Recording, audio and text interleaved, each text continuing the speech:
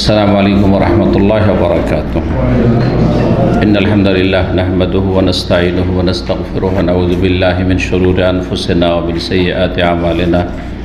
मैं यहदिहिल्लाहु फला मुदिल्ल लहु व मैं युद्लिल फला हादिय लहु व अशहदु अन ला इलाहा इल्लल्लाहु वहदहु ला शरीका लहु व अशहदु अन्न मुहम्मदन अब्दुहु व रसूलुहु सल्लल्लाहु तआला अलैहि व अला आलिहि व सहबिहि व सल्लम तस्लीमन कसीरा।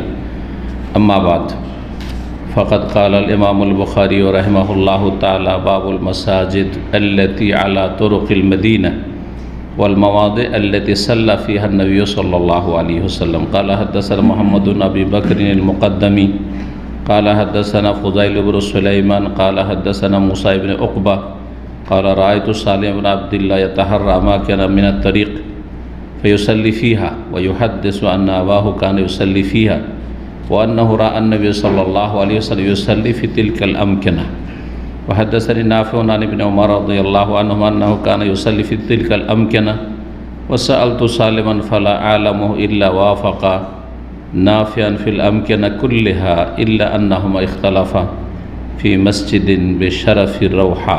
सम्मानित दीनी भातृमंडলী, আল্লাহ রাব্বুল আলামিনের প্রশংসা এবং প্রিয় রাসূল সাল্লাল্লাহু আলাইহি সাল্লামের উপর সালাত ও সালামের পর আজ শনিবার 3রা জিলহজ 1443 হিজরি মোতাবেক 2রা জুলাই 2022 আমাদের ধারাবাহিক আলোচনা সহিহুল বুখারীর সপ্তাহে একদিনই হয়ে থাকে, কিন্তু ঈদের আগে এই সময়টায় সপ্তাহে 3 দিন আমরা করছি। সালাতের প্রথম যে ধারাবাহিক একটি বড় পর্ব রয়েছে সেটা শেষ করে দেব এই বছরে, সেজন্য আর তারপর ইনশাআল্লাহ তাআলা হজের পরে নতুন সালাতের পর্ব আবার শুরু হবে। আল্লাহ যেন তৌফিক দান করেন। তো আজকে ইনশাআল্লাহ তাআলা সালাতের ইমাম বুখারী রাহিমাহুল্লাহর কিতাবের সহিহুল বুখারীর সালাতের পর্ব নম্বর 21। এতে একটি অধ্যায় রয়েছে, কিন্তু বড় অধ্যায় রয়েছে, বেশ কিছু হাদিস রয়েছে। বলছেন ইমাম বুখারী রাহিমাহুল্লাহ অধ্যায় নম্বর 89 বাবুল মাসাজিদ। এই অধ্যায় হচ্ছে ওই সব মসজিদগুলি সম্পর্কে আল্লাতি আলা তুরুকিল মদিনা, যেগুলি মদিনার রাস্তায় অবস্থিত, ওয়াল মাওয়াদি, আর ওই সব জায়গাগুলি সম্পর্কে আল্লাতি সাল্লা ফিহা নবী, সব যেই জায়গাগুলিতে নবী সাল্লাল্লাহু আলাইহি সাল্লাম সফরকালে মক্কা থেকে মদিনার পথে, মদিনা থেকে মক্কার পথে যাতায়াতে সালাত আদায় করেছেন, যেই জায়গাগুলিতে সালাত আদায় করেছেন, নামাজ পড়েছেন, আর যেই জায়গাগুলিতে মসজিদ ছিল রাসূলুল্লাহ সাল্লাল্লাহু আলাইহি সাল্লামের জামানায় অথবা সাহাবা ইকরামের জামানায়। নবী সাল্লাল্লাহু আলাইহি সাল্লামের জীবদ্দশাতে 10 হিজরি 10 বছর, সেই সময় না হলেও সাহাবা ইকরামদের জামানাতে বেশ কিছু মসজিদ রাস্তায় তৈরি হয়েছিল। তো ওই সব মসজিদগুলির কথা আসছে আজকে আলোচনায়, যেটি কোথায়? মক্কা থেকে মদিনার যাতায়াতের রাস্তায়, প্রাচীন রাস্তা। অবশ্য এই বর্তমান যে রাস্তাটি তৈরি করা হয়েছে তারিকুল হিজরা বলা হয় এটি। মক্কা থেকে মদিনার যে হাইওয়ে, নতুন যে রাস্তা, পুরাতন রাস্তা কিন্তু আলাদা ছিল, সে বদর হয়েছিল। সেটা হচ্ছে পুরাতন মক্কা থেকে মদিনার রাস্তা, যেটা অনেকেই জানেন না, হয়তো আজকে থেকে 40 বছর আগে ওইটাই রাস্তা ছিল, একটু ঘুরে। আর সোজা যে রাস্তা, যেটা বর্তমান পরিচিত রাস্তা, সেটা হচ্ছে তারিকুল হিজরা নাম, হিজরা রাস্তা নাম এই জন্য নামকরণ হয়েছে যে এই রাস্তা দিয়েই রাসূলুল্লাহ সাল্লাল্লাহু আলাইহি সাল্লাম হিজরত করেছেন। এটা আনুমানিক কথা, মানে অনুমান করে চেষ্টা করা হয়েছে যে কাছাকাছি যেন নবী সাল্লাল্লাহু আলাইহি সাল্লামের রাস্তার কাছাকাছি হয়ে সেই রাস্তাটি তৈরি করা হয়, এটার চেষ্টা করা হয়েছে। তো রাসূলুল্লাহ সাল্লাল্লাহু আলাইহি ওয়াসাল্লামের এই রাস্তায় বেশ কিছু মসজিদ আর ওই সব জায়গাগুলি যেখানে নবী সাল্লাল্লাহু আলাইহি ওয়াসাল্লাম সালাত আদায় করেছেন।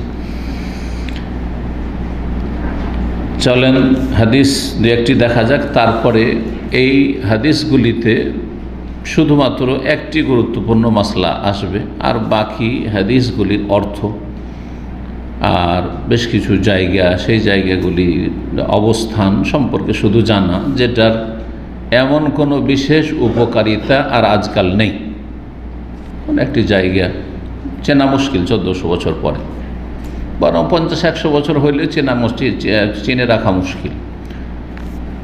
যতক্ষণ পর্যন্ত ওই লোকগুলি, যেই লোকগুলি ওই জায়গাগুলি দেখেছে, তাই না, নবী সাল্লাল্লাহু আলাইহি ওয়াসাল্লামের সাথে, যে এই জায়গাগুলিতে নবী সাল্লাল্লাহু আলাইহি ওয়াসাল্লাম সালাত আদায় করেছেন, এই জায়গায় অবস্থান করেছেন, এই জায়গায় বিশ্রাম করেছেন, এই জায়গায় কাজায়ে হাজাত পূরণ করেছেন, তারাই হয়তো মনে রাখতে পারবে, ঠিক না? তারপরে কেউ কি আরও সূক্ষ্মভাবে মনে রাখতে পারবে বা শুনে শুনে মনে রাখতে পারবে? অসম্ভব। যার ফলে কাল্পনিক, এই জায়গায় এই হয়েছিল, এই জায়গায় এই হয়েছিল, এই জায়গায় হয়েছিল, এগুলো অধিকাংশ ক্ষেত্রে কাল্পনিক, বাস্তব না, বাস্তব থেকে অনেক দূরে। আর এর পেছনে ছোটাও ঠিক না, কারণ যেখানে বাস্তব না, সূক্ষ্মভাবে ওই সব সংরক্ষণ করে রাখা সম্ভব না। আর এই জন্যই রাখা হয়নি যে ওই সব জায়গাগুলি যদি চিহ্নিত করে রাখা হয়তো তো এগুলো শিরকের আস্তানা হয়ে যেত। আর হয়েছে এক যুগে, যখন শিরক বিদআত চলেছে, তখন অনেক জায়গায় কল্পিত শিরকের আস্তানা তৈরি হয়েছে, যে এখানে এই ছিল তো এখানে ওই ছিল, তো এখানে এই হয়েছিল। আর ওই জায়গাগুলোতে শিরক বিদআত শুরু হয়েছে, যেমন ভারত, বাংলাদেশ, পাকিস্তানে। এই জায়গাতে বাইজিদ বোস্তামির এই আছে, তো এই জায়গাতে শাহজালালের এই আছে, তো এই জায়গাতে অমুক সুফির আটরসির আছে, তো মাইজভান্ডারের আছে। এই কবরগুলি চিহ্নিত করেই তো কবর পূজা শুরু করা হয়েছে। যদি কবরগুলি যদি আপনার বাপদাদার মতো, আমাদের বাপদাদা যারা দুনিয়া থেকে চলে গেছে তাদের মতো করে যদি রাখা হইতো, তাহলে কবর 25-50 বছর পরে নিশ্চিহ্ন হয়ে যেত, সাফ হয়ে যেত। তারপরে তাতে কিছু লেখাও থাকতো না, জানাও যেত না। কিন্তু এসব কি হয়েছে? শিরক, কুফরির আর বেদাতের আস্তানা হয়েছে। বেদাত তো হালকা কথা, বড় বড় শিরক, আল্লাহ ছাড়া অন্যের পূজা করা হচ্ছে, আল্লাহ ছাড়া অন্যকে সেজদা করা হচ্ছে, আল্লাহ ছাড়া অন্যের কাছে চাওয়া হচ্ছে, আল্লাহর সাথে কুফরি করা হচ্ছে, যে আল্লাহর তৌহিদকে ধ্বংস করা হচ্ছে। তো এইসব মারাত্মক ক্ষতির দিক রয়েছে। যেসব জায়গাগুলি ধর্মীয় স্মৃতি হিসেবে মানুষ সংরক্ষণ করে রাখে, সেগুলো যদি সংরক্ষণ করে, তার ক্ষতিকর দিক, ধ্বংসাত্মক দিক। যার ফলে সালাফে সালেহিনরা, সাহাবায়ে কেরামদের পরে সাহাবায়ে কেরাম পর্যন্ত চিনতেন ওই জায়গাগুলি, তাবেঈন, তাবা তাবেঈন ওসব চিহ্নিত করে রাখেননি যে এই জায়গায় এই হয়েছে, তো এই জায়গায় এই করেছেন, এই জায়গায় এই করেছেন। 483 নম্বর হাদিস বর্ণনা করছেন ইমাম বুখারী রাহিমাহুল্লাহর ওস্তাদ মুহাম্মদ ইবনে আবি বকর, তার ওস্তাদ ফুযাইল ইবনে সুলাইমান, তার ওস্তাদ মুসা বিন উকবা। তিনি বলছেন, রাআইতু সালেম ইবনে আব্দুল্লাহ, আমি আব্দুল্লাহ বিন উমর রাদিয়াল্লাহু তাআলা আনহুমার ছেলে সালেম বা আনহুমের ছেলে সালেমকে দেখেছি। সালেম হচ্ছেন প্রখ্যাত তাবেঈ এবং বড় একজন ইমাম ছিলেন মদিনার তাবেঈনদের যুগে। আর তিনি সাহাবীর ছেলে, প্রখ্যাত সাহাবী আব্দুল্লাহ, যিনি ওমর বিন খাত্তাব আমিরুল মুমিনিনের ছেলে এবং খলিফা হওয়ার যোগ্য ছেলে, আর সুন্নতের ক্ষেত্রে সাহাবায়ে কেরামের মধ্যে প্রসিদ্ধ, সুন্নতের পাবন্দির ক্ষেত্রে রাসূলুল্লাহ সাল্লাল্লাহু আলাইহি ওয়াসাল্লামের সুন্নতের ক্ষেত্রে অত্যন্ত যত্নবান ছিলেন। এমনকি যেগুলি শরঈ সুন্নত নাই, সেগুলো তিনি ভালোবাসার খাতিরে আর মহব্বতের জন্য তিনি সেগুলি করতেন, যেটা অন্য কোনো সাহাবী করতেন না, অন্য কোনো সাহাবীরা কেউ করতেন না। এই কথাটা এতটা জেনে রাখেন, তারপরে যখন দেখবেন তখন সেখানে বলবো যে কী কী তিনি করতেন, যে কাজগুলি অন্য সাহাবীরা করতেন না। জি। তো সালেম বিন আব্দুল্লাহকে আমি দেখেছি। কি দেখেছেন? ইয়াতাহাররা আমাকে নামিনাত তারিক, রাস্তায় বেশ কিছু জায়গার অনুসন্ধান করতেন। একটু থেমে থেমে দেখতেন যে এই যে জায়গাটা আছে না, এই জায়গায় রাসূলুল্লাহ সাল্লাল্লাহু আলাইহি ওয়াসাল্লাম সালাত আদায় করেছেন, ওই জায়গায় অবস্থান করেছেন, বিশ্রাম করেছেন, ওই জায়গাতে কিছুক্ষণ থেমেছেন ইত্যাদি। এইভাবে তলাশ করতেন ওই জায়গাগুলি, রাস্তার যেই জায়গাগুলির সাথে রাসূলুল্লাহ সাল্লাল্লাহু আলাইহি ওয়াসাল্লামের স্মৃতি বিজড়িত।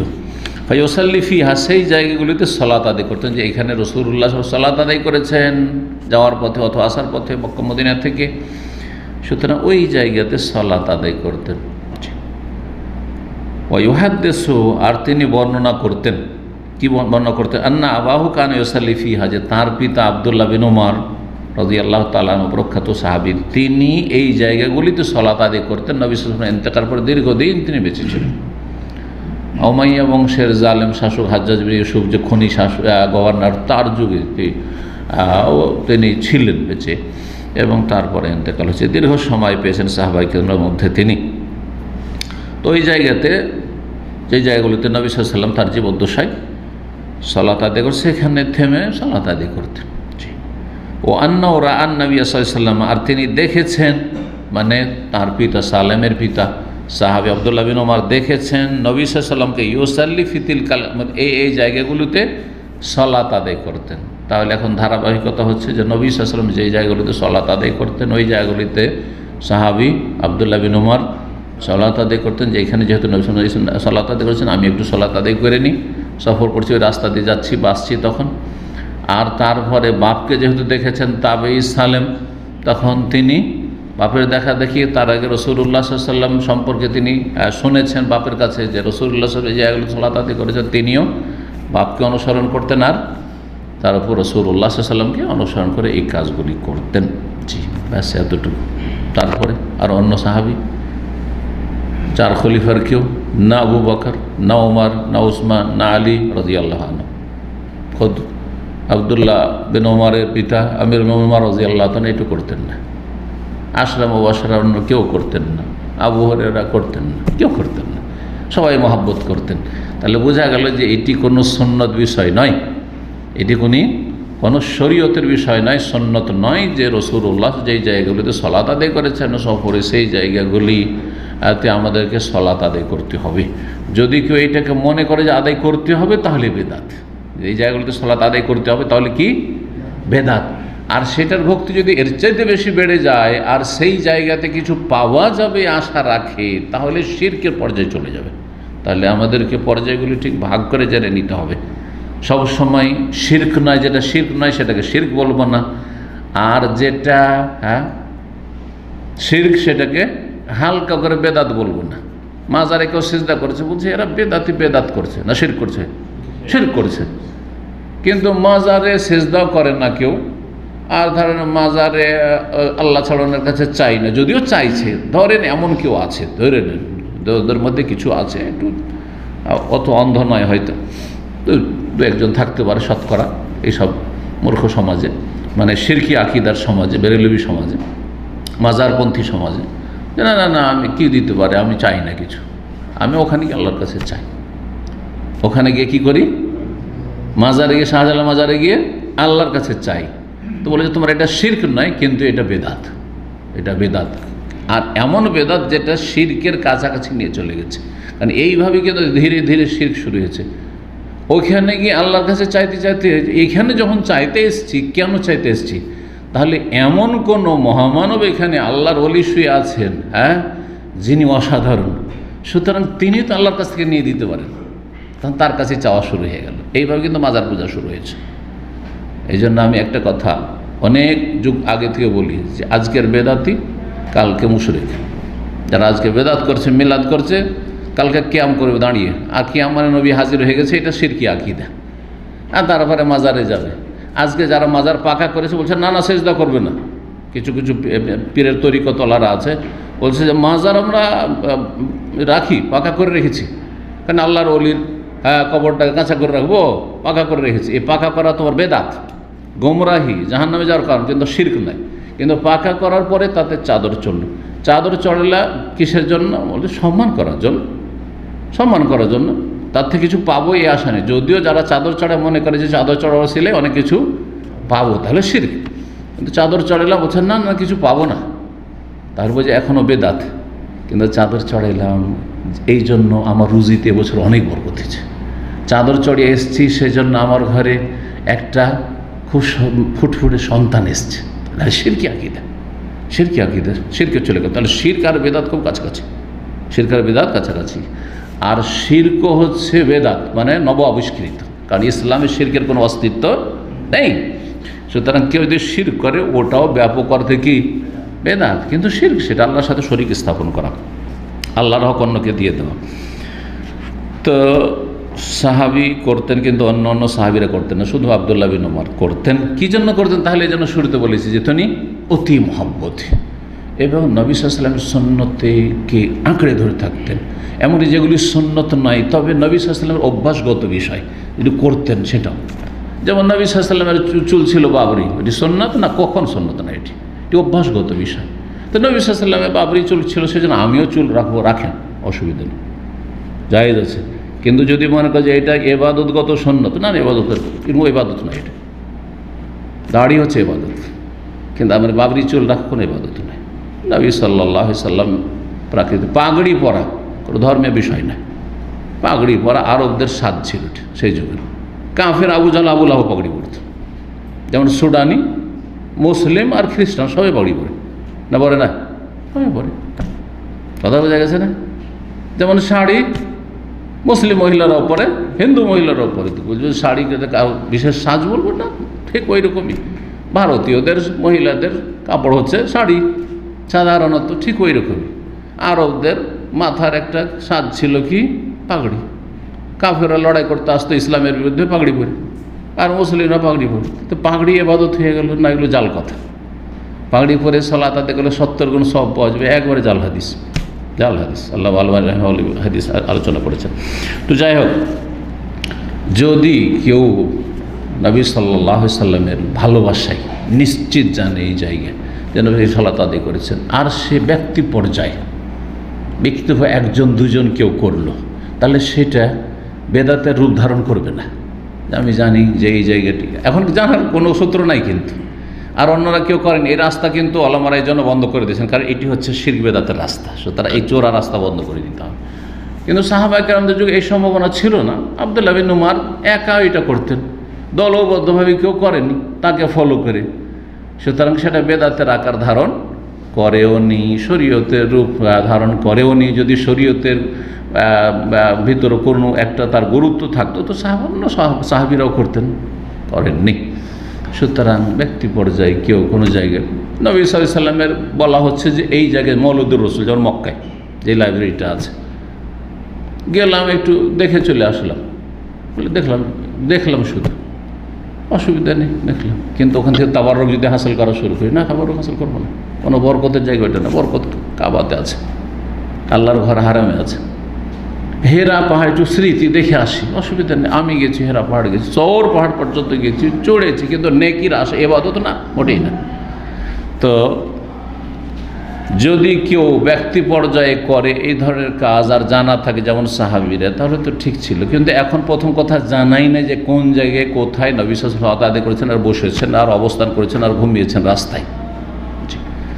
2 নম্বর কথা যে দলবদ্ধভাবে শুরু হইলেই তখন শিরক বেদাতের রাস্তা খুলে যাবে। সুতরাং ওলামারা এই রাস্তাকে বন্ধ করে দিয়েছেন। যে যেমন তুর্কি আমলে মানে আনুমানিক, হ্যাঁ এই জায়গায় এই হয়েছিল, এই জায়গাতে এই হয়েছিল। সাকিফা বানি সাইদা যে খেলাফতির প্রথম মিটিং বসেছিল ওই জায়গাতে একদম এমন করে সাজানো ছিল সেখানে বেদাত হইত। সৌদি সরকার যখন আসলে দেখছে এগুলো তো শিরক বেদাতের আখড়া হয়ে গেছে, তো কী করতে হবে এই জায়গাগুলোকে? না, একদম সাইনবোর্ড আর বা কোনো কিছু পাকা তৈরি করা আছে, চিহ্নিত করা আছে, সবকে ভেঙে ফেলতে হবে, যাতে করে শিরক বেদাত একবারে নির্মূল হয়ে যায়, মুছে যায়। কিন্তু যারা মদিনার বংশ পরম্পরা থাকছে তারা জানে যে এই জায়গায় তো আমরাও মদিনা ইউনিভার্সিটিতে পড়াশোনা করেছি, বিশেষ করে আলেম সমাজ বা ছাত্র যারা দিন সম্পর্কে, ইসলামের ইতিহাস সম্পর্কে, সিরাত সম্পর্কে জ্ঞান রাখে, জানি যে এই জায়গাটিতে ওই মিটিংটা হয়েছিল সাকিফা বানি সাইদা।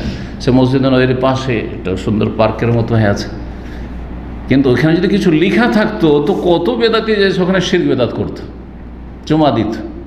মসজিদের নববীর গায়ে এসে চুমা দিচ্ছে, দেয়ালে চুমা দিয়ে, আমাদের চোখের সামনে বহু দেখেছি, মশাম আর উমরা মশাম।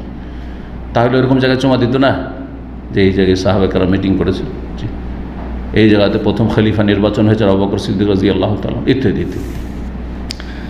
তো এই জন্য এসব করা যাবে না। এটি ব্যক্তি পর্যায়ে আমল ছিল কার?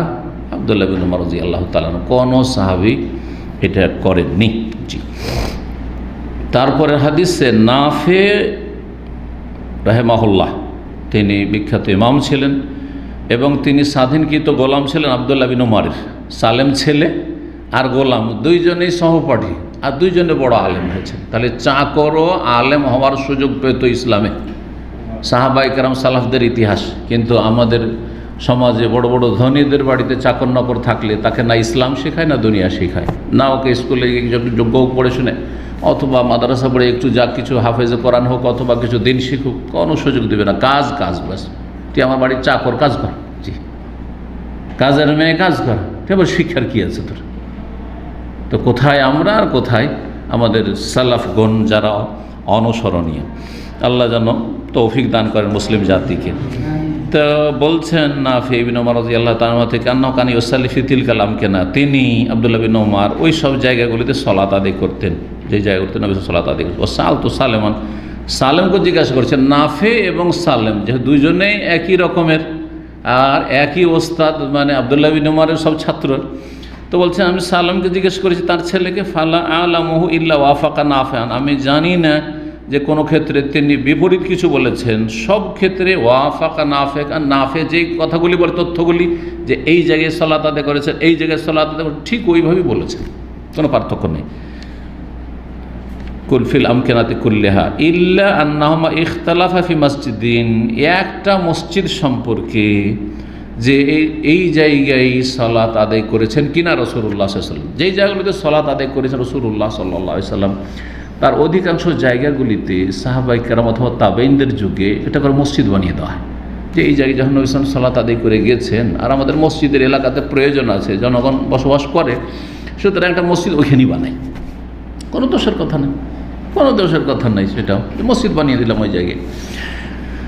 তো ওই যে মসজিদটি তৈরি হয়েছিল পরবর্তীতে কোথায়, বেশারাফির রাওহা, রাওহার উচ্চ স্থানে, রাওহা নামক স্থানে যখন মদিনা থেকে জুলহুলাইফা পার করে, শহর পার করে চলে যাবেন সামনের দিকে, তখন রাওহার একটা সাইনবোর্ড এখনও দেখা যায়, রাওহা।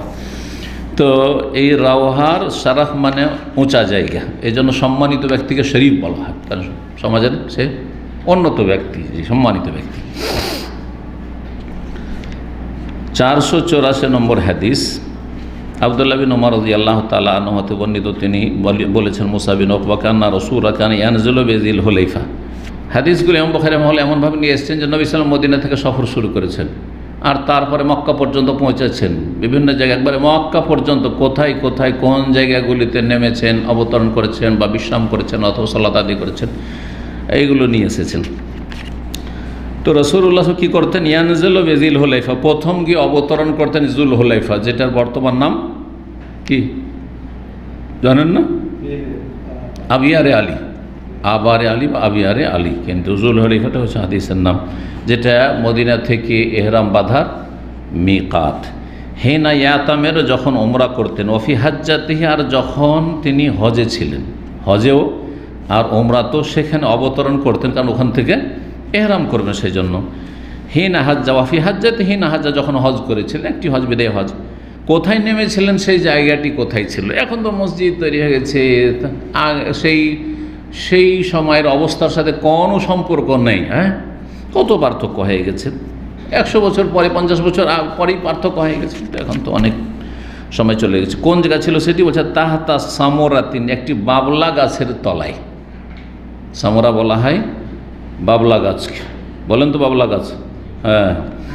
ফি মওদিন, এমন এক জায়গায়, ফি মওদিল মসজিদ আল্লাযী বিযুলহুলাইফা, সেই মসজিদের জায়গায় যেটা জুলহুলাইফায় পরে নির্মাণ করা হয়েছে, তার যে মসজিদটি এখন তো বড় হয়েছে, তখন এক ছোট্ট ছিল, তারপরে মসজিদ তৈরি ছিল, ওই জায়গায় একটি বাবলা গাছ ছিল। তার নবী সাল্লাল্লাহু আলাইহি ওয়াসাল্লাম প্রথম যখন অবতরণ করেন তখন না ওখানে কোনো মসজিদ ছিল, বাস মেকাত নির্ধারণ করলেন, ওখানে একটা বাবলা গাছ ছিল, সেই বাবলা গাছের তলায়, কারণ একটু ছায়ারও প্রয়োজন, তো সেখানে অবতরণ করেছেন।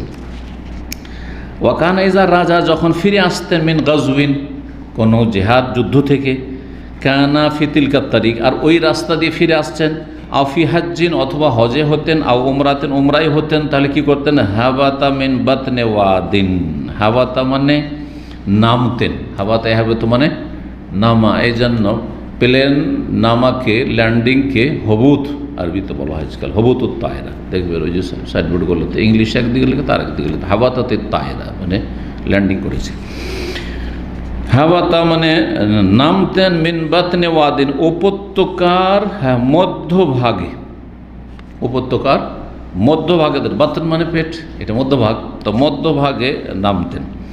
ফাইজা জাহারা, আর যখন ওপরে উঠতেন, জাহারা আজহার মানে ওপরে উঠা, নিচে থেকে, যখন ওপরে উঠতেন, মিন বাতনে ওয়াদিন, উপত্যকার মধ্যবর্তী স্থল থেকে, আনাখা বিল বাতহায়ে, বাতহা নামক স্থানে উটকে বসিয়ে দিতেন, আল্লাতি আলা শাফিরিল ওয়াদি, যেটা আল ওয়াদি শারকিয়া, ওয়াদির পূর্ব কিনারায় যা অবস্থিত।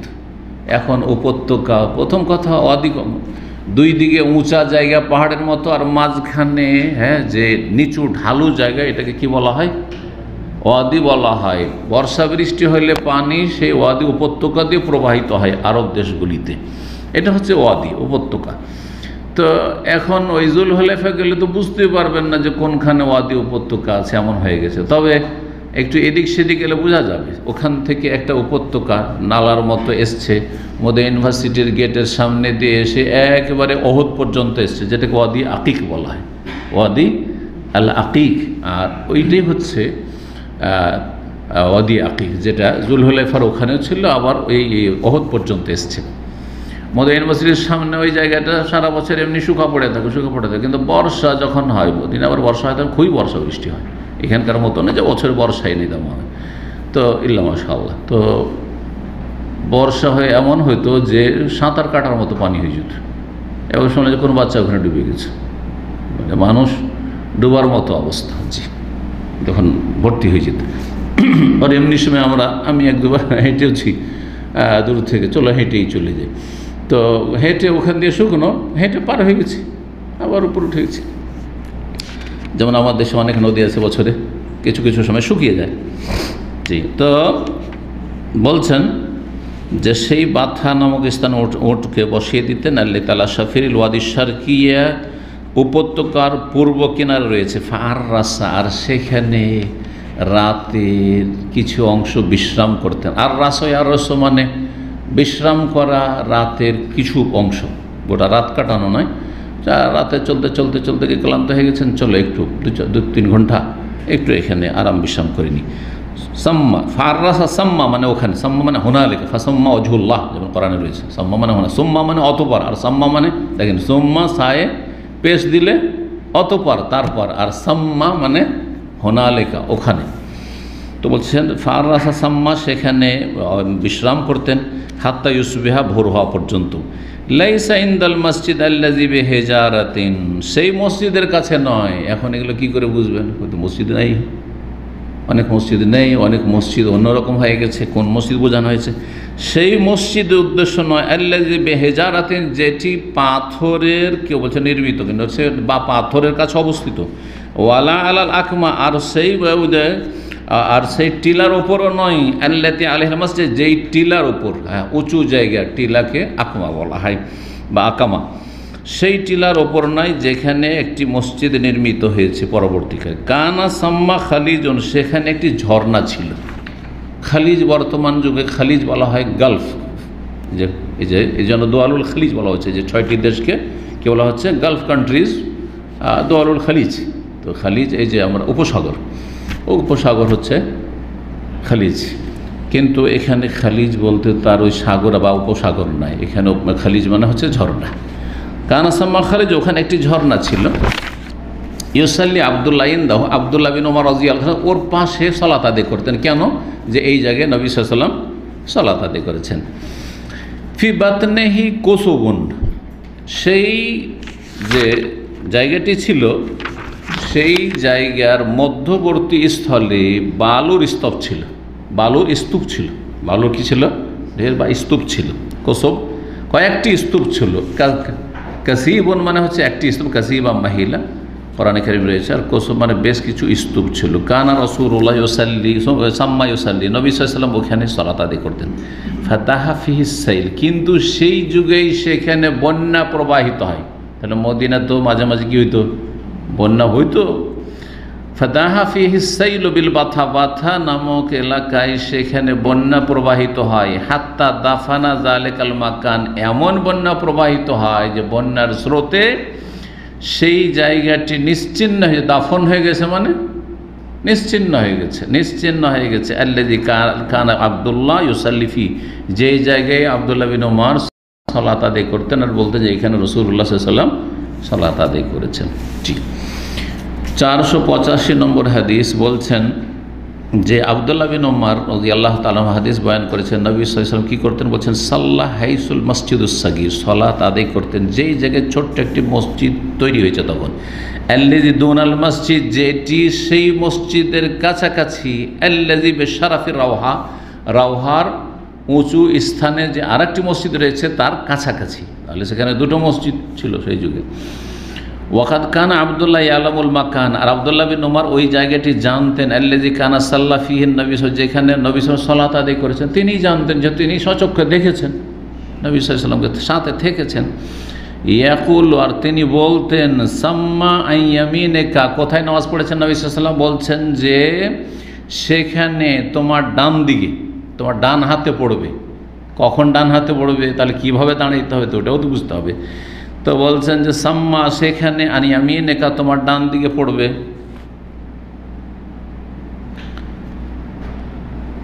সাম্মা আন ইয়ামিনিকা হিনা তাকুমু ফিল মসজিদ, যখন তুমি দাঁড়াবে সেই মসজিদে, তো সাল্লি সালাতের জন্য, তো মসজিদে যদি নামাজ পড়তে দাঁড়াও তাহলে তোমার ডান হাতে পড়বে। যালিকাল মসজিদ আলা হাফাতিত তারিকিল ইয়ুমনা, আর সেই মসজিদটি রাস্তার ডান কিনারায় অবস্থিত। যখন তুমি মক্কায় গমন করবে, মক্কা যাওয়ার পথে একরকম, আসার পথে আরেক রকম হবে। তাই বলছে ওয়ান্তা জাহিবুন ইলা মক্কা, যখন তুমি মক্কা যাচ্ছ তখন সেটি রাস্তার ডান পাশে পড়বে সেই মসজিদটি। বাইনাহু বাইনাল মসজিদের আকবরি রামিয়াতুন বিহাজার, ছোট মসজিদটি আর বড় মসজিদের মাঝে দূরত্ব হচ্ছে একটা পাথর ছুড়লে যত দূর পর্যন্ত যায় এতটা দূরত্ব। এইভাবে বুঝিয়েছেন। তখন কি ছিল না যে 100 মিটার হবে, তা আনুমানিক 200 মিটার হবে। হ্যাঁ, কি বুঝেছেন যে একজন মানুষ সাধারণত স্বাভাবিক গতিতে যদি একটা পাথর ছুঁড়ে তো যত দূর যায় অত দূর হবে, রামিয়াতুন বিহাজার, না হবে জালেকের কাছাকাছি। 486 নম্বর হাদিস বলছেন, ওয়ান আব্দুল্লাহ বিন কান ইউসাল্লি ইলাল ইরক, আব্দুল্লাহ বিন ওমর আরও এগিয়ে যাচ্ছেন এখন রাস্তা, ধীরে ধীরে শুরু হয়েছে কিন্তু জুলহলেফা থেকে, রাস্তা এগিয়ে চলে যাচ্ছেন, রওহা পার, এখন রওহা তারপরে জুলহলেফার পরে সেই হাদিসগুলি শেষ হলো। বলছেন যে কী করতেন, ইউসাল্লি সালাত আদায় করতেন আব্দুল্লাহ বিন ওমর ইলাল ইরক, ইরক বলা হয় খুদে পাহাড়, খুদে মানে কি, হ্যাঁ ছোটো পাহাড়কে তাই বলে ইরক। তাহলে ইরক মানেও একাধিক অর্থ হয়। ইরকুন মানে শিরা, ইরকুন মানে শিরা উপাসের রগ, রগকে ইরক বলা হয়। আর যদি ওইটাকে আরাক করে দেন, আরাক মানে কি, ঘাম। মাশাআল্লাহ, আরাক মানে হচ্ছে ঘাম। আরবি একটা শব্দ, একই আইন রা কাফ সবই। তো সেই খুদে পাহাড়টির পাশে আল্লাযী ইনদা মুনসারাফির রওহা, যেটি রওহার শেষ প্রান্তে, মুনসারাফ মানে একটা রাস্তা যাচ্ছে, রাস্তা গিয়ে শেষ হয়ে যাচ্ছে, ওখান থেকে এখন ফিরে আসতে হবে, তাহলে ওখান থেকে মোড়, যেটাকে মোড় বলা হয়, সেই মোড়ের পাশে বা শেষ প্রান্তে।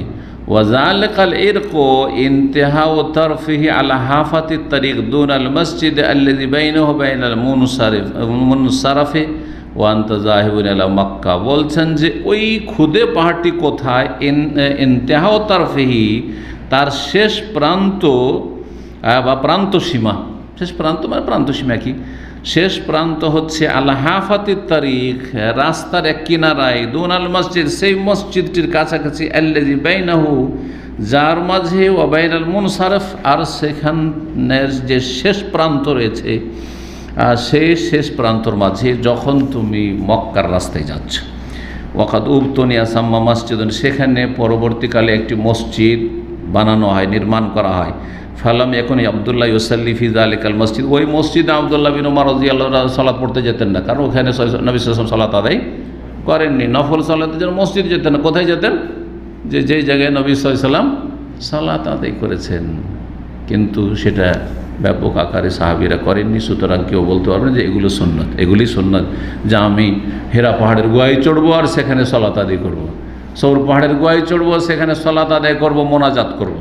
জি, কারণ সৌর পাহাড়ের গুহায় ছাত্র জীবনে গেছি, তো আমার সাথে কিছু দেওবন্দি, হাটহাজারি, ফারেক কিছু ছাত্র ছিল, হাটহাজারি থেকে এসেছে, হানাফি ছাত্র তারা, তো ওদের তো এগুলো মানে অতিভক্তিটা আছে এখানে, আর অতিভক্তি করতে গিয়ে বেদাত হয়।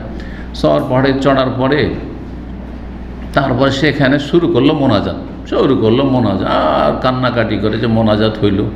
জি, আর এতে দেখেছেন হেরাতে লাইন ধরে নামাজ পড়ে লোকেরা, যাই নামাজ বিছা আছে আর লাইন ধরে, কিছু বিদাতি আছে নামাজ পড়ে, আর কিছু দুনিয়াদার আছে বিদাতি আছে, তারা কি করে ছবি তুলে, সেখানে উট নিয়ে দাঁড়িয়ে আছে, হ্যাঁ, পেট পূজারী ব্যবসায়ীরা ওটের পিঠে চড়িয়ে দিল, একটা করে ছবি তুলে দিল, আর তারপরে 10 রিয়াল 20 রিয়াল, তখন 10 রিয়াল ছিল আমাদের, যে 10 রিয়াল করে নিয়ে নিল। এখন তার দরকার হয় না, কারণ নিজের হাতে মোবাইল আছে, কেউ 1 পয়সা দিবে না, কিন্তু ওই যুগের কথা বলছি যখন মোবাইলের যুগ ছিল না।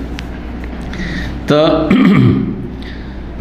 তাই বলছেন ওয়াকাদুবতুনিয়া সাম্মা মসজিদ, সেখানে একটি মসজিদ বানানো হয়েছে। ফালাম এখন আব্দুল ইয়াসালি ফি যালিকাল মসজিদ কান ইয়াতরুকু ইয়াসারি, সে মসজিদটিকে বাম হাতে ছেড়ে দিতেন, ওয়ারাহু পেছনে, ওয়াইউসাল্লি আমামাহু, সামনে গিয়ে পেছনে ছাড়তেন, বাম আর কোন দিকে কোথায় ছাড়তেন, বাম দিকে ছেড়ে দিতেন, সামনে এগিয়ে চলে যেতেন এলাল ইরকে নাফসিহি, সেই খুদে পাহাড়টির দিকে এগিয়ে চলে যেতেন। ওয়াকান আবদুল্লাহ ইয়ারুহু মিনা রাওহা, আবদুল্লাহ বিন উমর যখন রাওহা থেকে এগিয়ে যেতেন, রাহা ইয়া রুহ মানে যাওয়া, এই জন্য রুহ মানে কি যাও, তাই না, রুহ, ওই রুহ রাহা থেকে, কানা আবদুল্লাহ ইয়ারুহ যেতেন মিনা রাওহা থেকে, ফালাই ওসাল্লি জোহর আদায় করতেন না, চলো তুই এগিয়ে আদায় করবো, যেখানে নবী সাল্লাল্লাহু আলাইহি ওয়াসাল্লাম আদায় করছে ওইখানে গিয়ে জোর পড়ে, একটু দেরি হোক, কাজা নয় কিন্তু একটু দেরি হোক, সমস্যা নেই, আর জায়েজ আছে।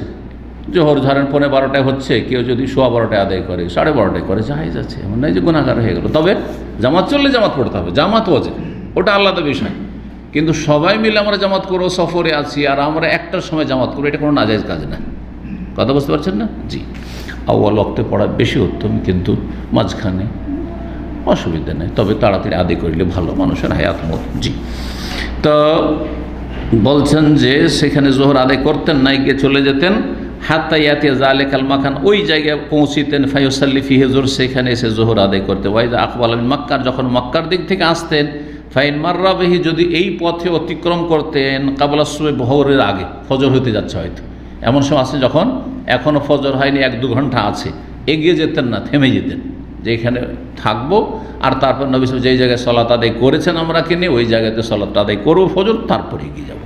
জি, বলছেন যে কাবলা সুবহে সাআতিন, ভোর হওয়ার বেশ কিছুক্ষণ আগে, ঘন্টা আগে, আও মিন আখির সাহারি, অথবা ভোর রাত্রে পৌঁছে যেতেন, আর রাসা, সেখানে বিশ্রাম করতে লাগতেন, যে একটু এখানে ঘুমিয়ে নিই, আর তারপরে নবী সাল্লাল্লাহু আলাইহি ওয়াসাল্লাম যেহেতু এখানে বিশ্রাম করেছেন, বিশ্রাম করা হবে নবী সাল্লাল্লাহু আলাইহি ওয়াসাল্লামের ওই জায়গায় যেখানে ইসলামের স্মৃতি রয়েছে, রাসূলুল্লাহ সিরাতের স্মৃতি রয়েছে, হাত্তা ইউসাল্লি বিহা সুবহা, আর সেখানে ফজরের সালাত আদায় করতেন আব্দুল্লাহ বিন উমর রাদিয়াল্লাহু তাআলা আনহুমা।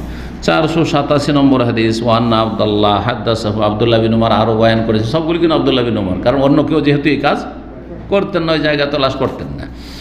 আন্না নবী সাল্লাল্লাহু আলাইহি ওয়াসাল্লাম কানা ইয়ানজিলু তাহতা সারহাতিন যাখমাতিন দুনা রুয়াইস, আর একটু এগিয়ে চলে গেলে, আজকাল দেখবেন ডানে বামে লোকেশন দেওয়া আছে, আর ছোট ছোট গ্রাম, যে বধু গ্রামের কিছু নাম লেখা আছে, আমার মনে পড়ছে, কারণ এইসব রাস্তাতে বহুবার চলেছি, তো রুয়াইসা একটা জায়গায় লেখা আছে, রুয়াইসা লেখা আছে। তো বলছেন যে নবী সাল্লাল্লাহু আলাইহি ওয়াসাল্লাম অবতরণ করতেন, ইয়ানজিলু তাহতা সারহাতিন, সারহাতুন মানে হচ্ছে বৃক্ষ, গাছ, জাখমাতিন মানে বিশাল, জাখম মোটা মানুষকে জাখিম বলা হয়, তো বিরাট বা বিশাল গাছের তলায় অবতরণ করতেন নবী সাল্লাল্লাহু আলাইহি ওয়াসাল্লাম।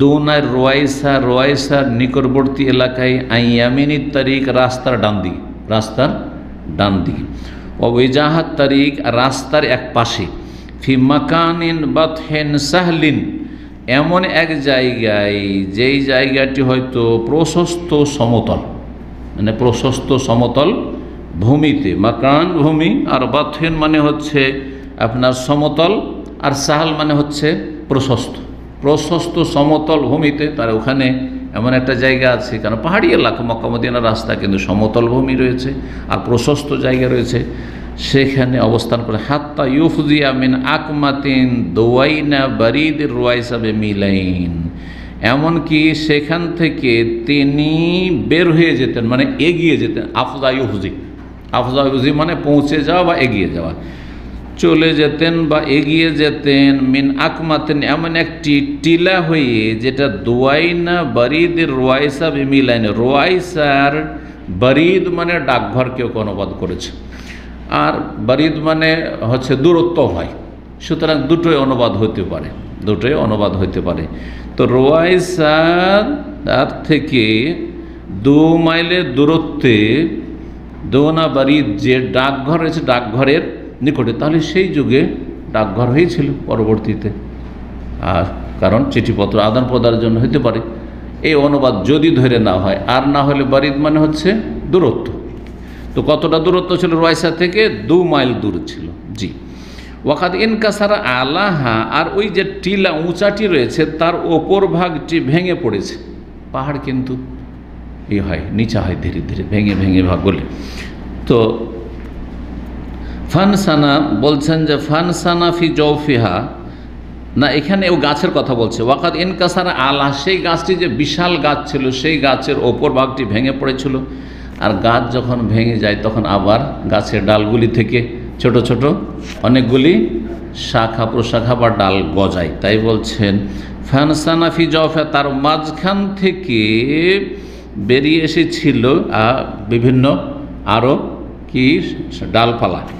ওয়াহিয়া কায়েমাতুন আলা সাকিন, যেটি দাঁড়িয়েছিল, গাছটি কিন্তু আপন কাণ্ডের উপর দাঁড়িয়েছিল। শাক বলা হচ্ছে সেই কাণ্ডটিকে, যে গাছের বডি দাঁড়িয়েছিল। অফি সাকেহা কোসবন কাসিরা, আর সেই গাছের গোড়ায় ছিল অনেকগুলি কোসব, কাসিবের বহুবচন কি, বালির স্তূপ। এর আগে আলোচনা করেছি, শব্দটি এসছে ফিবাত নেই, কোসব মানে বালুর বা বালির স্তূপ সেখানে ছিল। তো গাছের তলা তো বালি জমে ছিল, বালির স্তূপ ছিল। এই বর্ণনা করলেন। 488 নম্বর হাদিসে বর্ণনা করেছেন আন্না আব্দুল্লাহ বিন হাদ্দাস আব্দুল্লাহ বিন উমর রাদিয়াল্লাহু তাআলা বর্ণনা করেছেন আন্না রাসূলুল্লাহ ফি তারাফে তালআতিন মির ওয়ারাইল আরাজ। এখান থেকে আরেকটু এগিয়ে যেন মক্কার দিকে একটা জায়গা আরাজ, ওটারও কিন্তু লোকেশন আছে আজকাল। জি, ছোটো ছোটো সাইনবোর্ডগুলোতে এগুলোর নাম আছে আরাজ। তো বলছেন নবী সাল্লাল্লাহু আলাইহি ওয়াসাল্লাম সালাত আদায় করেছিলেন ফি তারফে তালআতিন। তালআ টিলে হতে পারে, টিলেও বলা হয়, আবার কেউ কেউ অনুবাদ করেছেন নালার। তো একটা নালার কিনারায় মিওয়ারাইল আরজ, আরজ নামক স্থানের পেছন দিকে। যখন আনতা জাহিবুন এল হাজবা, যখন তুমি মালভূমি এলাকায় যাচ্ছ, বাংলাকে ভালো বুঝে, মালভূমি কাকে বলে? হ্যাঁ, গোলান মালভূমি, যারা ফিলিস্তিনের প্যালেস্টাইন ইতিহাস বা সিরিয়া যে দখল করেছিল ইসরায়েল, গোলান মালভূমি বলা হয়। জি, ঢালু জায়গা। জি। তো ওয়ান্তা জাহিবুন আল হাদবাতিন ইনদা যালিকাল মসজিদ, সেই মসজিদের কাছে কি ছিল? কবরানে আও সালাসাতুন, 2টি অথবা 3টি কবর ছিল। সেই যুগে সেখানে মসজিদের কাছে 2টি অথবা 3টি কবর ছিল। আর তারপর আলাল কবরে রাজমুম মিন হেজারাতিন আইয়ামিনিত তারিখ ইনদা সালেমাতিত তারিখ, আর সেই কবরগুলির ওপর স্তূপ ছিল পাথরের, মানে পাথর ওচা হয়েছিল একটু, পাথরের স্তূপ ছিল রাস্তার ডান পাশে। ইনদা সালেমাতিত তারিখ, যে বলছেন যে বড় পথের, যে বড় পথ রয়েছে সেই পথের পাশে। বাইনা উলাইকা সালেমাত আল্লাতি আব্দুল্লাহ ইয়ারুহু মিনাল আরজ, সেই সব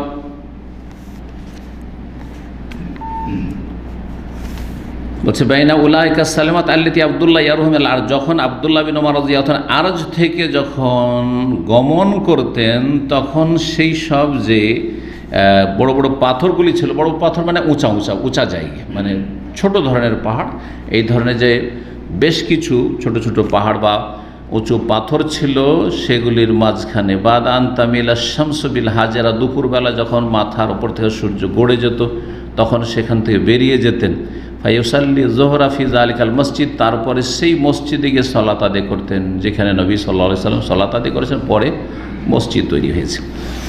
489 নম্বর হাদিসে বলছেন আব্দুল্লাহ বিন উমর আরও কি করতেন? হাদ্দাসাহু, হাদিস বয়ান করেছেন আন্না রাসূলুল্লাহ সাল্লাল্লাহু আলাইহি ওয়াসাল্লাম নাযালা ইনদা সারহাতিন আইয়াসারিত তারিকে ফি মাসিলিন দুনা হারসা। ওখান থেকে আর একটু এগিয়ে গেলে একটা লোকেশন আসবে, এখন হারসা বলে, হারসা, এগুলো সব গ্রাম অঞ্চল, বেদুইন অঞ্চল। তো বলছেন যে রাসূলুল্লাহ সাল্লাল্লাহু আলাইহি ওয়াসাল্লাম অবতরণ করতে ইনদা সারহাতিন, বেশ কিছু ঘন গাছের কাছে, রাস্তার বাম সাইডে, ফি মাসিলিন দুনা হারসা, হারসা নামক স্থানের কাছাকাছি এক ঢালু জায়গায়, ঢালু জায়গায় মাসিল, যেখান দিয়ে পানি প্রবাহিত হয়, ঢালু জায়গা হওয়ার কারণে।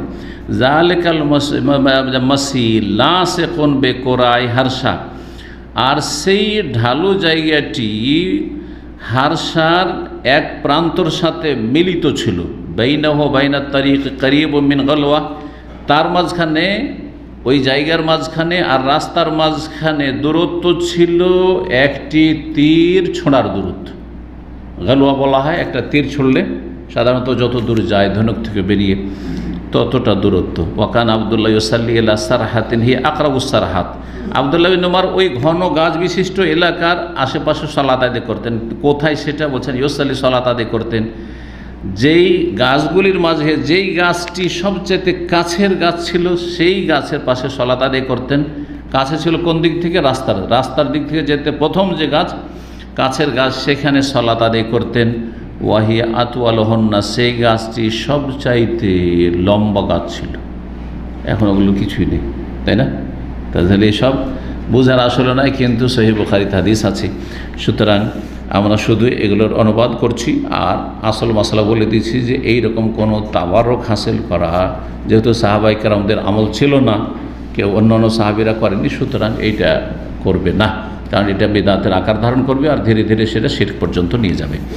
আর 2-3টি হাদিস আছে, ইনশাআল্লাহ শেষ করে নিই। 490 নম্বর হাদিস, ওয়ান আব্দুল্লাহ বিন ওমর হাদাসাহু, আব্দুল্লাহ বিন ওমর বর্ণনা করছেন, আন্না কানা ইয়ানজিলু ফিল মাসিল আল্লাযী ফি আদনা মাররি জাহরান। এখন আর একটু এগিয়ে চলে যান, তাহলে মাররু জাহরান একটা লোকেশন আসবে। এখনও রোডের ডানে বামে দেখেন মাররু জাহরান লোকেশন আছে। নবী সাল্লাল্লাহু আলাইহি ওয়াসাল্লাম অবতরণ করতেন ফিল মাসিল, সেই ঢালু জায়গায়, আল্লাযী ফি আদনা মাররি জাহরান, যেটি মাররু জাহরানের কাছাকাছি, কেবালাল মদিনা, মদিনার দিকে, হিনা ইয়াহবিতু মিনাস সাফরাওয়াত, যখন সাফরাওয়াত নামক স্থান থেকে অবতরণ করতেন উঁচা জায়গা থেকে, ইয়ানজিলু ফি বাতনি যালিকাল মাসিল, সেই ঢালু জায়গায় আর মধ্যবর্তী স্থলে অবতরণ করতেন। আইয়াসারি তারিখ, রাস্তার বাম সাইডে, যখন তুমি মক্কার দিকে গমন করছো, মক্কার দিকে যখন গমন করছো তখন রাস্তার বাম সাইডে। লাইসা বাইনা মানজিল রাসূলিল্লাহ বাইনা তারিক ইল্লা রামিয়াতুন বিহাজার, রাসূলুল্লাহ সাল্লাল্লাহু আলাইহি ওয়াসাল্লাম অবস্থানের জায়গায় এবং রাস্তার মাঝে দূরত্ব ছিল, তখনকার রাস্তার মাঝে দূরত্ব কতটুকু ছিল? ইল্লা রামিয়াতুন বিহাজার, একটি পাথর ছুঁড়লে যত দূর যায় এতটা পাথর ছোঁড়ার দূরত্বে ছিল। 491 নম্বর হাদিস বলছেন, ওয়ান আব্দুল্লাহ বিন ওমর হাদাস, আব্দুল্লাহ বিন ওমর রাদিয়াল্লাহু তাআলা আনহুমা আরও বর্ণনা করেছেন যে কাকে? নাফেকে, তার ছাত্র। এখানে আগে নাফের কথা রয়েছে, অথবা মুসা বিন উকবা আর নাফে, হ্যাঁ নাফে আর তার ছেলে সালেম, এই দুজনই তো বর্ণনা করেছেন তার পিতা থেকে অথবা তার মালিক থেকে নাফে। নবী সাল্লাল্লাহু আলাইহি ওয়াসাল্লাম কী করতেন? কানা ইয়ানজিলু বিজতুয়া, এখন মাররু জাহরান মানে কাছাকাছি, তো মক্কার কাছাকাছি চলে গেছেন। তারপরে এখন একেবারে মক্কার নিকটবর্তী এলাকায় চলে গেছেন, মক্কার ভিতরে এখন এই জায়গাগুলি পড়ে গেছে তুয়া বা জিতুয়া নামক স্থান। তো বলছেন অবতরণ করতেন নবী সাল্লাল্লাহু আলাইহি ওয়াসাল্লাম জিতুয়া নামক স্থানে, ওয়াইয়াবি, তো সেখানে রাত কাটাতেন, রাত্রি যাপন করতেন, হাত্তা ইউসবিহা, ভোর হওয়া পর্যন্ত। ইউসাল্লি সুবহা হিনা ইয়াকদাম মক্কা, যখন মক্কা পদার্পণ করতেন তখন জিতুয়া নামক স্থানে ভোরের ফজরের সালাত আদায় করেন, তারপরে মক্কাতুল মুকাররমায় প্রবেশ করতেন। মুসাল্লা রাসূল ফি যালিকা, আর রাসূলুল্লাহ সালাতের জায়গা হচ্ছে আলা আকমাতিন গালিজাতিন, শক্ত টিলার ওপর। লাইসা ফিল মসজিদ আল্লাযী বুনিয়া সাম্মা, যেই মসজিদ সেখানে নির্মাণ করা হয়েছে ওই মসজিদের জায়গায় সালাত আদায় করেননি নবী সাল্লাল্লাহু আলাইহি ওয়াসাল্লাম বলছেন।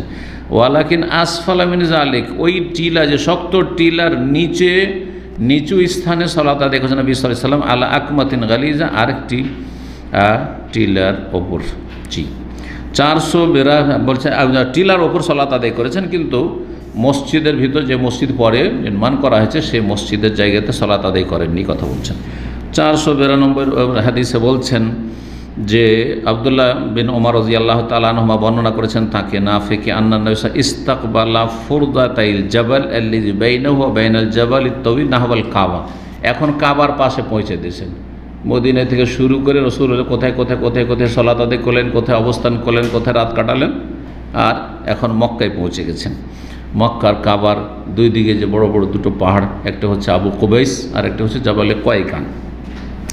তো নবী সাল্লাল্লাহু আলাইহি সাল্লাম কী করতেন? ইস্তাকবালা, সামনে করতেন, ফুরদাতাইল জাবাল, পাহাড় বা পর্বতের প্রবেশ পথকে, যে দুই পাহাড়ের মাঝখানে যে প্রবেশ পথ সেটাকে সামনে করতেন। আল্লাযী বাইনাহু বাইনাল জাবালি তাওয়িল, যেটি সেই পাহাড় যেই পাহাড়ের মাঝে আর দীর্ঘ লম্বা পাহাড়ের মাঝে যেটা কাবার কাছে রয়েছে, এর মাঝে রয়েছে, এই দুটোর মাঝখানে নবী সাল্লাল্লাহু আলাইহি ওয়াসাল্লাম কী করতেন?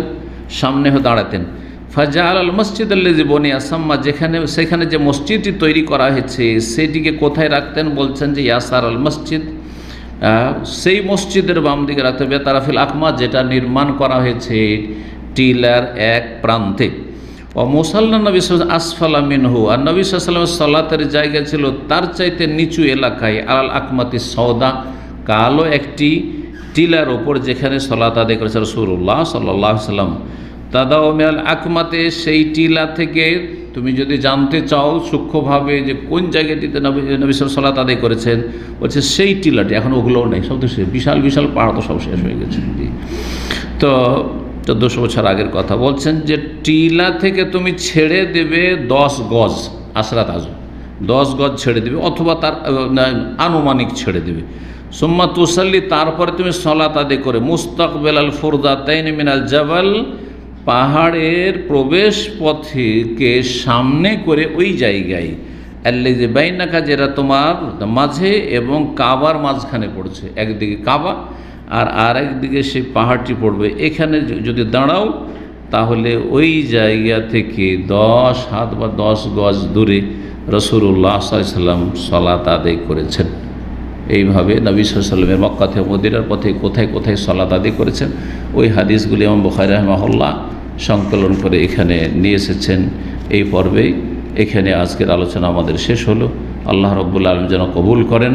আর ইনশাআল্লাহ তাআলা ঈদের পর থেকে শুরু হবে সালাতের আবু সুতরাতুল মুসাল্লি, মুসাল্লির সূত্রা পর্ব। মুসাল্লির জন্য যে সামনে সূত্রা 8 লাগবে, এর বিধান সম্পর্কে যে হাদিসগুলি আসছে সেগুলি শুরু হবে, কয়েকটি পর্ব হবে, তারপরে আবার সালাতের ওয়াক্তের পর্ব, তারপরে সালাতের নিয়ম নীতিমালার পর্ব, অনেকগুলি সালাতের পর্ব আসবে, হয়তো বছর পার হয়ে যাবে। আল্লাহ যেন পুরা করার তৌফিক দান করেন এবং রব্বুল আলামিন যেন কোরআন এবং হাদিসের জ্ঞান অর্জন করে সে অনুযায়ী জীবনযাপনের তৌফিক দান করেন। ও সাল্লাল্লাহু সাল্লাম আলা নবিয়িনা মুহাম্মদ ওয়া আলা আলিহি ওয়া সাহবিহি আজমাইন।